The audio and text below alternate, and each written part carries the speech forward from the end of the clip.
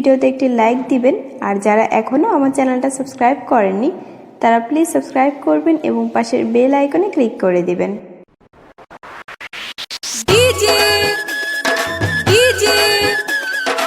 Emon Remix 1।